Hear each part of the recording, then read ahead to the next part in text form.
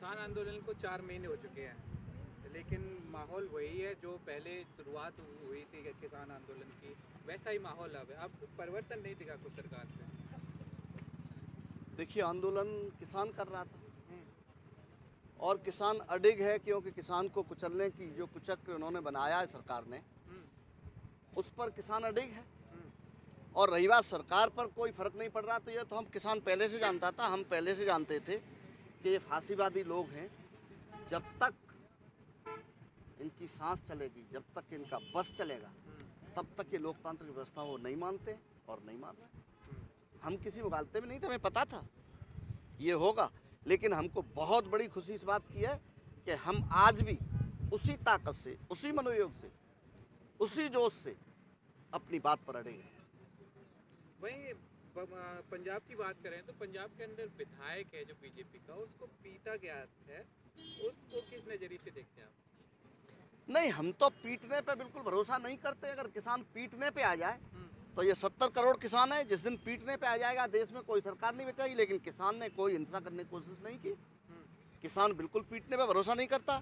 ये फांसीवादी लोग, ये फांसीवादी सरकार ताकत सत्ता के दुरुपयोग का पे भरोसा करती होगी, किसान नहीं करता।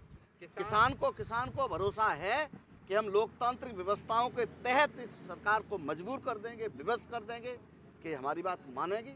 और जो उसने जो कुचक्र रचा है, जो चक्रव्यूह बनाया है किसान को उलझाने का, किसान को फंसाने का, उसको तोड़ेंगे। हरियाणा से कुछ किसान नेताओं के भी बयान आ रहे हैं। उनका कहना है कि अगर बीजेपी या जेजेपी का कोई भी नेता आता है तो वहाँ विरोध के लिए लकड़ी और डंडे अपने साथ लेके खड़े रहेंगे। देखिए, ये कोई किसान नेता नहीं कह रहा, ये किसान कह रहा है। अति विनय न मानत जलद जल गए 3 दिन बीत, और बोले राम सकोप तब भय बिन होय न प्रीत। 4 महीने 5 महीने हो चुके हैं, किसान नेता सब धैर्य के साथ आंदोलन चला रहे हैं, लेकिन पब्लिक पीटने लगे तो इसमें हमारी क्या जिम्मेदारी? पब्लिक पीटेगी, हमें पता है, हम जानते हैं इसका जो अस्त्र होगा, इसका जो परिणाम होगा, परिणाम ये होगा कि सरकार गली गली में पिटेगी। लेकिन हम बिल्कुल इसका आह्वान नहीं करते। किसान सुनिए, मेरी बात सुनिए पूरी। किसान लीडर सबने कह रखा है कि जो जिम्मेदार लोग हैं वो बिल्कुल अहिंसावादी तरीका रखेंगे, लोकतांत्रिक तरीका रखेंगे, डेमोक्रेटिक सेटअप के साथ अपनी बात को और मनवाने के लिए मजबूर करेंगे। लेकिन मैंने फिर कहा कि अगर जनता पीटने लगे सरकार को, तो हम तो रोकने की अपील करेंगे। जनता तो पीटेगी जब अति हो जाएगी, जब हद हो जाएगी। भगवान राम ने भी तीर निकाला ना, तो ये जनता तीर निकालेगी। अच्छा, अभी पता चला है बंगाल में ईवीएम वहाँ के जो बीजेपी विधायक कैंडिडेट है उसकी गाड़ी में पकड़ी गई है असम में। लगातार पकड़ी जा रही हैं, लगातार पकड़ी गई हैं। ये सरकार बनी वो ईवीएम के तहत बनी, लगातार पकड़ी जा रही हैं। मैंने कहा ना, ये फांसीवादी लोग हैं। जब तक इनकी सांस रहेगी, दम रहेगी, जब तक इनका बस चलेगा, तब तक इस जनता को कुचलकर और सरकारें बनाने का काम करेंगे। लेकिन जब जनसैलाब उमड़ता है ना, तो हिमालय पर्वत झुक जाते हैं। इनकी तो कोई हैसियत उनका नहीं। कहना है उस पे कि जो गाड़ी में ईवीएम पकड़ी गई है वो गाड़ी मतलब उन्होंने प्राइवेट गाड़ी बुकिंग की थी तो उसमें बीजेपी की निकली है गाड़ी। उनका मतलब जो गाड़ी थी वो खराब हो गई थी। अब ये सरकार बीजेपी की सरकार है, बीजेपी के लोग हैं, बीजेपी की व्यवस्था है, बीजेपी का। उस गाड़ी का जो नंबर है, जो पर्चा भरा गया था बीजेपी कैंडिडेट द्वारा, तो उसी गाड़ी का नंबर वहाँ पे रजिस्टर्ड है। एक भद्दी गांव की कहावत है, बोई छिनरे और बोई डोली के संग। तो वही सरकार है और उसी पे ताकत है, उसी पे सत्ता है, उसी पर सारी व्यवस्थाएं।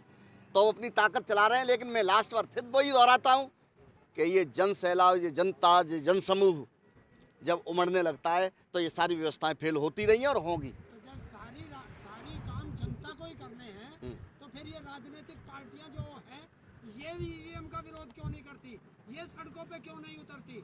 सारा काम जनता ही करेगी और जो ये राजनेता हैं ये मलाई खाते रहेंगे। अब ये जो राजनीतिक दलों की बातें हैं वो उनके प्रवक्ता जो लोग होंगे इसके जवाब देंगे। मैं तो इतना जानता हूं कि जनता इनसे थक चुकी है, जनता इनसे परेशान हो चुकी है। ये आंदोलन हम इसलिए करने थोड़ी आए थे कि हम बीजेपी को उखाड़ना चाहते हैं। हम तो ये कहना चाहते हैं कि किसान की गर्दन को उसमें फंदा डाल के और उसे मारने की कोशिश मत करो, किसान को कुचलने की कोशिश मत करो, किसान को जीवित रहने दो। किसान को भी वैसे ही फटे हाल है, उसकी हालत तो वैसे ही इतनी खराब कर रखी है। आप सुन लीजिए, सन 71 से लेके आज तक 19-20% किसान की उपज की कीमत बढ़ी है और 250% तक ये सरकारी कर्मचारी और ये जो उद्योगपति उनके तो खैर कहने क्या है। आपको पता है अडानी जी की जब से मोदी जी सत्ता में आए हैं, इस विश्व का रिकॉर्ड है। अडानी की संपत्ति पता है कितना बड़ी है? 175% संपत्ति तो अभी बढ़ गई इन दिनों में। तो अब मैंने वही बातें लौट फेर के दोहराना है कि ये फांसीवादी लोग हैं। ये ताकत से, बंदूक से, कानून से, सत्ता से, दुरुपयोग से, अदालत से ये सारे हथकंडे चलाते हैं जनता को कुचलने के लिए, और चला रहे हैं। सरकारें सही थी किसानों के लिए? किसान के लिए देखिए, मेरी बात समझिए, अगर किसानी के लिए सारी सरकारें सही रही होती तो आज किसान फटियाल नहीं होता। उत्तम खेती, मध्यम मान, निश्चित चाकरी, भीख निदान। किसान तो राजा था इस देश का। लोग नौकरी करने जाते नहीं थे, नौकरी तो वो जाते, निश्चित चाकरी निषिद्ध था, भीख से भी खराब था, वो राजा हो गए। और जो राजा था वो फकीर हो गया। तो वो सरकारों का कहीं, सुनिए मेरी बात को, कहीं कहीं से सरकारों का कहीं कहीं से दमनकारी नीति रही। पर कहना चाहता हूँ, पर कभी भी किसी भी सरकार ने किसान को समूल नष्ट करने की कोशिश नहीं की। भारतीय जनता पार्टी की जब से सरकार आई है तब से वो समूल नष्ट करना चाहती है किसान को। इस देश के 70 करोड़ किसान की गर्दन को उसमें फंदा डाल के 22-24 घरानों के हाथ में देना चाहती है। बार लोग मुझे पूछते हैं, हालांकि आप पूछे तो मैं एक एक धारा के साथ बताता हूं कि लौट फेर के सारे तीनों कानूनों का मतलब ये है कि देश के 70 करोड़ किसान की गर्दन फंदों में डाल के और 22 घरानों के हाथ में दे दी जाए। फिर उसके बाद पीढ़ियों दर पीढ़ियों किसान उनके फंदे में रहेगा। ये इस कानून का मतलब है। अभी आप एक चीज और पूछना चाहते हैं, जिसे मेन स्ट्रीम मीडिया कहा जाता है, जी, उससे किसान आंदोलन तो गायब हो गया। नहीं, क्यों नहीं गायब हो जाएगा वो मीडिया? अरे मेरी बात सुनिए, कोरोना या चुनाव रह गया? कोरोना कोई बीमारी हो सकती है, मैं उस पर टिप्पणी नहीं करना चाहता, लेकिन कोरोना भारतीय जनता पार्टी की सरकार की ढाल है।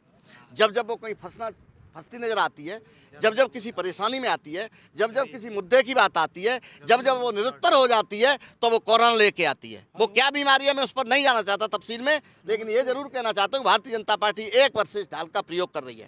तो क्या अगला आंदोलन मेन स्ट्रीम मीडिया के खिलाफ भी होगा? जहाँ तक मेन स्ट्रीम मीडिया का सवाल है, बात सुन लीजिए, मीडिया बचा ही नहीं। मीडिया तो चंद आप जैसे कुछ लोग हो सकते हैं सच कहने की हिम्मत करते हो अपनी जान हथेली पर रख के।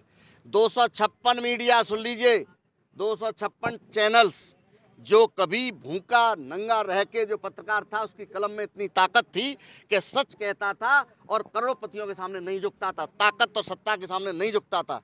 वो मीडिया आज टोटल मीडिया रहा ही नहीं है। उसे मीडिया कहना ही कहीं कहीं से शर्म की बात है। वो चैनल्स हैं जो मोदी जी जिस तरह से अपनी सरकार और जिस तरह से दमनकारी चक्र चला रहे हैं, उन्होंने सारे मीडिया पर कब्जा कर लिया है। वो मीडिया उनके सारे जो मित्र लोग हैं, वो मालिक लोग चला रहे हैं उसको। और अगर कोई पत्रकार उस पर आवाज़ चलाना चाहता है, कोई सही बात कहना चाहता है, तो अगले दिन नौकरी चली जाती है। तो अब वहाँ वही लोग बचे हैं जो अपने बच्चे पाल रहे हैं, और जो मालिक कहता है, जो मोदी कहते हैं, वो कह रहे हैं। अगर मोदी कहता है कि 4 बज रहे हैं शाम के और ये चंद्रमा निकल रहा है और बड़ी ठंडक दे रहा है, तो सारे पत्रकार, जिन्हें हम पत्रकार, आप पत्रकार कह रहे हैं, मीडिया कह रहे हैं, वो कहते हैं कि हाँ, मोदी जी ने पहली बार बताया कि ये चंद्रमा है।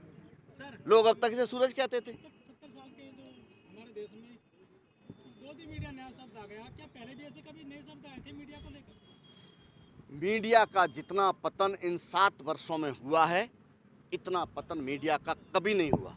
मीडिया का इतना नैतिक पतन कभी नहीं हुआ। और मैं तो उसे मीडिया ही नहीं मानता हूँ। वो तो मोदी जी के खरीदे हुए गुलाम हो गए हैं। जो मोदी बोलते हैं वो बोल रहे हैं। अब मैं कहाँ से कितना उदाहरण दूँ आपको, हर दिन देख लीजिए। मोदी जो कह दे वो मीडिया कहता है। मीडिया का काम था, सुनिए, आज मीडिया क्या कर रहा है, आज मीडिया विपक्ष से सवाल करता है, विपक्ष से पूछता है देश कैसे चला रहे हो, कैसे चलाओगे। जबकि मीडिया का काम था कि विपक्ष के साथ खड़ा होके और जहाँ जहाँ खामियां हो सरकार की, उन खामियों को निकाल के लाए, उगाड़ के लाए। लेकिन आज मीडिया का काम है कि जहाँ सरकार की खामी होती है उस पर दौड़ के पर्दा लेके जाते हैं, उस पर पर्दा डालते हैं और विपक्ष से सवाल करते हैं। सर, जैसे कि बांग्लादेश गए थे अभी मोदी जी, वहाँ जाकर उन्होंने बोल दिया कि मैं बांग्लादेश की आज़ादी में सत्याग्रह जो आंदोलन हुआ था उसमें जेल गया था। मीडिया ने कुछ को खंगाला नहीं, सेम खबर चाहिए। मैं तो बार बार ये कह रहा हूँ कि मीडिया का काम सरकार की और मोदी की खामियों पर पर्दा डालने का काम रह गया। मीडिया पे बस इतना काम है। और जहाँ तक मोदी जी का सवाल है कि वो सत्याग्रह में वहाँ पर शामिल थे, तो मोदी के बारे में तो आप ये जहाँ पहुँच जाइए वो वहाँ का बेटा बन जाता है, जहाँ पहुँचता है वहाँ का आंदोलनकारी बन जाता है। जब भी कोई सवाल आ जाते हैं, क्या नहीं कहता ये आदमी। देखिए, मैं एक सवाल करना चाहता हूँ। जब मोदी जहाँ जहाँ खड़े हुए, इनको कोई ज्ञान नहीं, इनको कोई नॉलेज नहीं, इनको कोई जानकारी नहीं, इतिहास का कहीं तक इन्होंने कभी पढ़ा नहीं। जो मन में आता है वो बोल देते हैं और मीडिया उसका महिमा मंडन कर देता है। कहाँ सत्याग्रह हुआ था और मोदी कब गए थे? तो मीडिया ने तो उचित जानकारी दी नहीं ना जनता को। पर्दा डाला ना, पर्दा डाला। उसका काम पर्दा डालना है। मोदी मीडिया का काम है, मीडिया में उसे मीडिया मानता ही नहीं। वो खरीदे हुए उद्योगपतियों द्वारा संचालित संस्थाएं हैं, वो मीडिया नहीं है। और उसका काम मोदी जी, जहां भी मोदी जी की खामी हो उस पर पर्दे डालना है। ये जैसे बोलते हैं मोदी जी मंच पे कभी गलती कर देते हैं, इतिहास को कुछ ज्यादा गलती करते हैं, गलती करते हैं। वो भाषण कौन लिखता है उनका, ऐसे या खुद गलती करते हैं? गलती करते हैं। मैं नहीं जानता कि इतना नादान कोई व्यक्ति होगा जो मोदी का भाषण लिखता हुआ। जो आदमी ये 300 करोड़ लोगों को वो जनधन योजना के वो चूल्हे दे देते हैं। हमारे देश में 135 करोड़ लोग हैं, परिवार नहीं है। ये 300 करोड़ परिवारों को दे देते हैं। हमारा जो योगी का, जो योगी उसका मोदी का है, भाई योगी का है, वो चिलम लगाए हुए हैं, वो कुछ भी बोल देते हैं। सर एक क्वेश्चन और है आपसे। करीब इस आंदोलन को चढ़ते हुए 130 दिन के आसपास हो गए, लेकिन किसानों की जो भीड़ है वो कम होती जा रही है, ऐसा क्यों हो रहा है? किसान की भीड़, अब मैं सुन लीजिए मेरी बात को, मैं हर दिन, आज मैं आया हूँ, मैं लगातार 1.5 महीने पहले यहाँ था और लगातार 2 महीने से बेनागा, एक दिन का गैप है 2 महीनों में, 4 गांव की, 8 गांव की, 10 गांव की, 15 गांव की प्रतिदिन चौपाल लगाता हूं। और आप ध्यान कर लीजिए कि ये जो आंदोलन इस बॉर्डर पर शुरू हुआ था, वो आंदोलन खेत खलियान गली गली पहुंच गया है। सुन लीजिए मेरी बात को। और आंदोलन कहीं से बिल्कुल कमज़ोर नहीं हुआ है। ये किसान की भी अपनी मजबूरियाँ हैं, उसके बच्चों को भी रोटी खानी है, उसे भी अपना गेहूँ काटना है। तो वो लोग जो चले गए वो बहुत जल्दी वापस आने वाले हैं और कोई भी आंदोलन में कमज़ोर नहीं हुआ है। मैं तो इस बात से बेहद खुश हूँ कि जिस दृढ़ता से, जिस कमिटमेंट से, जिस जोश के साथ पहले दिन आंदोलन शुरू हुआ था, आंदोलन उत्तरोत्तर बढ़ता चला जा रहा है। आंदोलन लाठी से थोड़ी चलता है, आंदोलन जज्बे से चलता है। और जज्बा आंदोलनकारियों का आज भी कम नहीं हुआ है, उत्तरोत्तर बढ़ा है और ये बढ़ता जाएगा। और ये तब तक जाएगा जब तक तीनों काले कानून वापस होंगे या मोदी सरकार जाएगी, तब तक चलेगा।